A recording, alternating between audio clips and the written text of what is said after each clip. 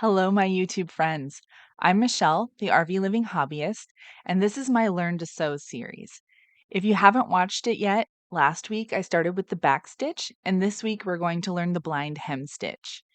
In this series, I'm first teaching some basic hand sewing techniques, and then we're going to move on to working with the sewing machine. I'm starting with the hand stitching because many projects, even if you're using a sewing machine, will call for some hand stitching. For those of you who just want to see some footage of hand stitching, you can skip forward to the chapter. I did build chapters in. It's the hand stitching footage chapter. And for your pleasure, it has been sped up, so it's not hours long, and it's played alongside some classical music.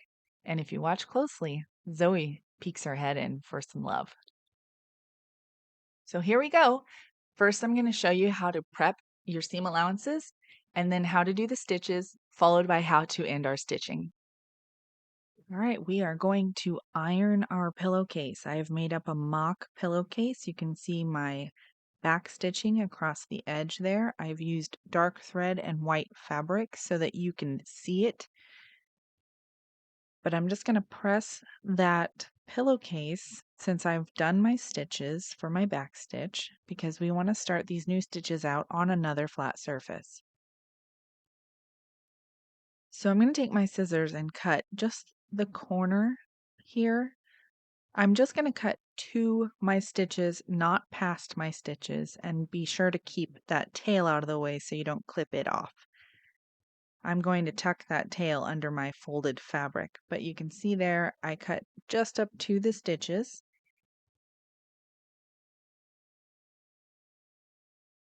And you're going to open up your pillowcase, and I know the fold will get kind of wonky with the ironing here, but it's always better to start with the flat surface and then create a new flat surface if you have to. There are tools that you can use for this portion, but since you are most likely just starting your sewing journey, you probably don't have those. So I'm trying to show you how to do that without those tools. So you're going to want to make a flat surface for that seam. So you want your seam to be laid out flat. You open it up in the middle and lay it out flat and iron that down.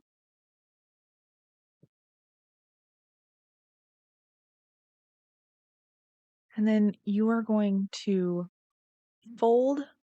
You're just going to start on one side and fold that seam allowance under all the way so that the edge touches your seam on the underside.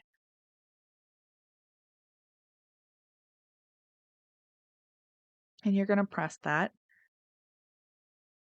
And you're going to do that all the way down your pillowcase. I'm just trying to make sure that tail is stuck underneath, and I'm going to press it again here to try to keep that tail under, and then I will pin it down here shortly.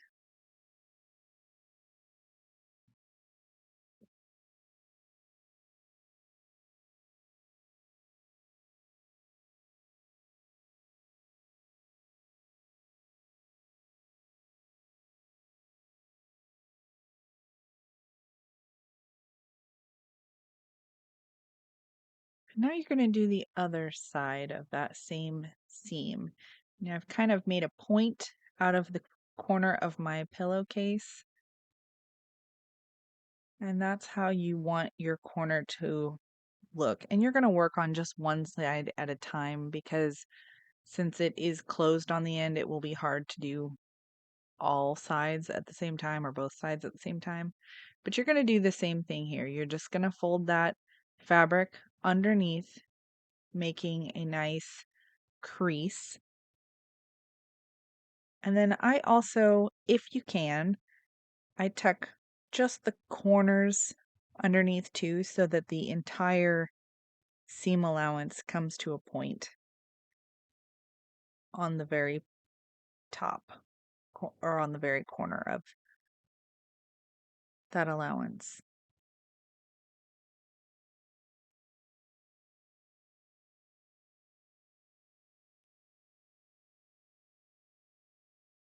It will help it lay better if you can get it to a point. If not, it's not going to be that noticeable. And let's be honest, if you're making a pillowcase, it's probably going to be on your bed and not very many people are going to see it. So do as you will.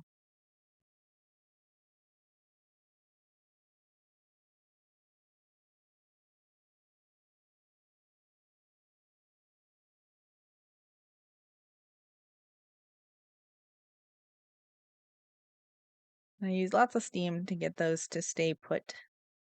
And then I'm going to go through and put some pins in it, but here you can see what that tip looks like. You can see I've got my sides folded down all the way on both sides. Unplug your iron. Don't leave it plugged in, folks. We are going to be starting our tack stitch or blind hem stitch. It could be called either.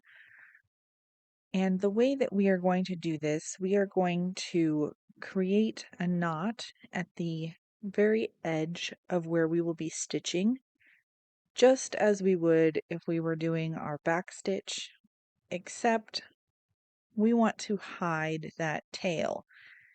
On the back stitch, we left our tail exposed. On this stitch, since we are hemming up nice and neatly all of those seam allowances, we want to make sure that all of the threads are tucked underneath the seam allowance as we stitch it.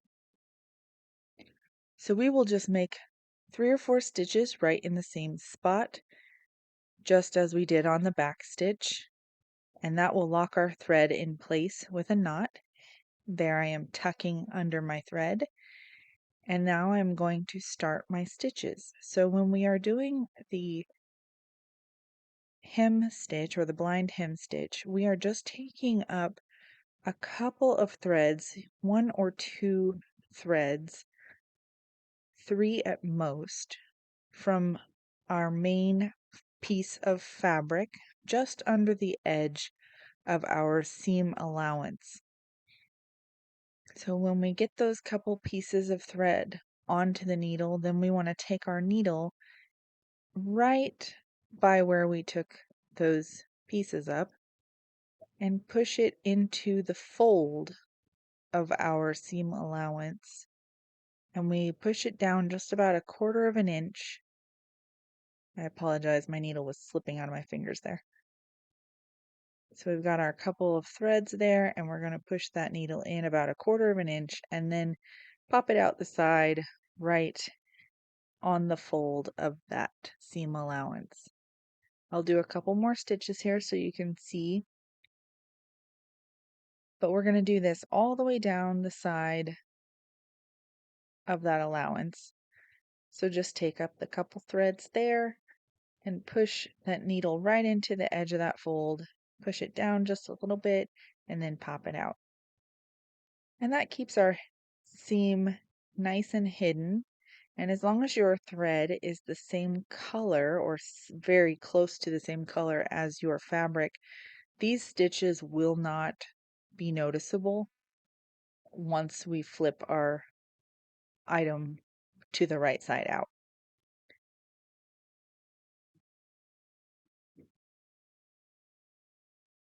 And just as we did at the beginning, we are going to knot that stitch by passing our needle through the same spot 3 or 4 times.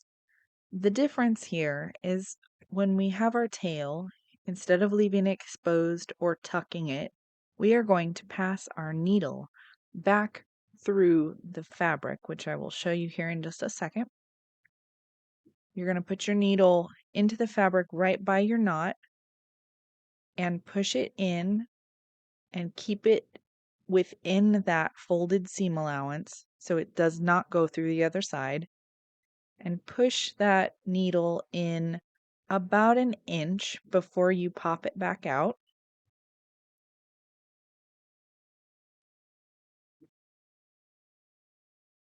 And then just pull it until your thread is all inside that seam allowance, and then clip off your excess thread.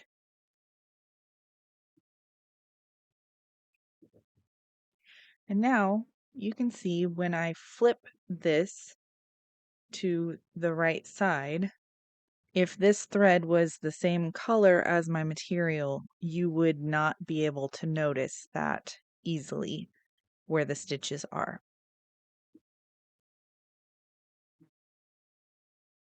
This next clip just shows how to press our pillowcase hem, and once we are done pressing it, we will use that blind hem stitch once again to finish off all of our edges. All right, we are going to prepare the hem of our pillowcase. That would be the opening where we slide our pillow in and out. And the way we're going to do this is we are going to use our iron and make sure it's on the proper setting for our fabric. And then we're going to fold down just about 1/4 of an inch all the way around.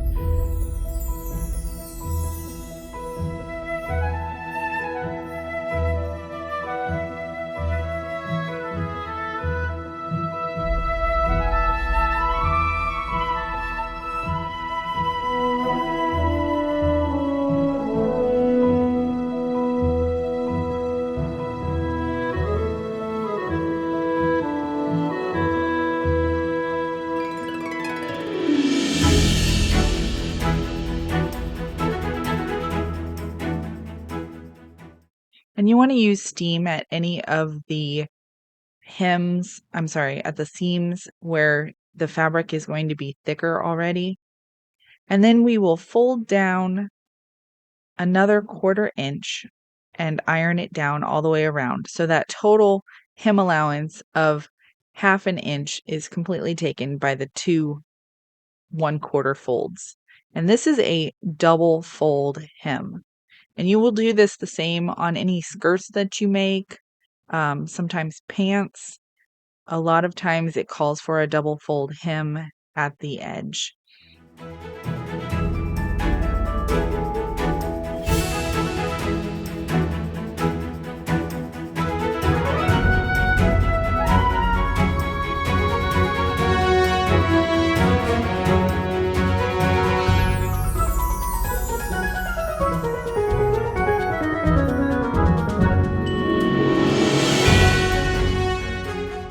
And then you're just going to pin all the way around that hem so that it doesn't come unfolded while you are doing your stitches.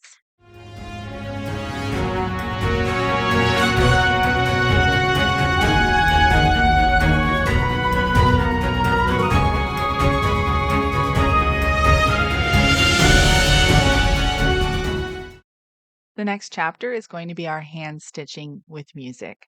So if you don't want to see this, go ahead and skip forward to the following chapter.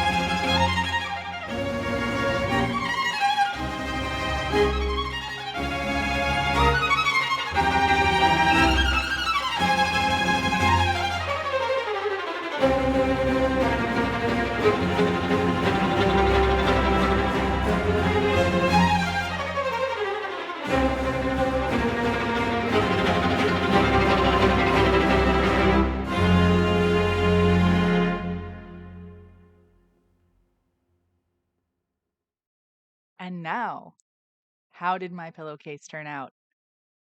Here you go.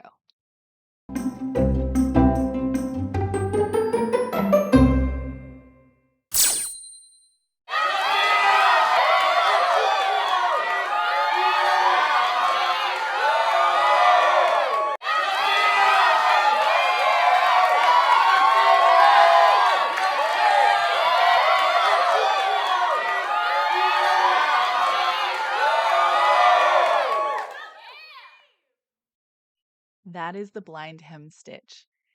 Now you've completed, or hopefully you've completed, both lessons, the back stitch and the blind hem stitch, and I encourage you to practice those stitches. And next week, I'm going to show you how to do the invisible stitch. This stitch will be used to finish pillows or fix pillows, or you can use it to rejoin where two edges of a finished garment have separated. I hope you've enjoyed my video, and I hope you join me again next week. I'm also separately recording some footage of my sewing garments, so like just making things for myself, and those will hopefully be coming soon. If you stay tuned, you'll eventually see them. I don't know how soon I'll get them out. But I wish you a very lovely day, and I ask that you like and subscribe so that the algorithm will share my content with more viewers. Have a great day.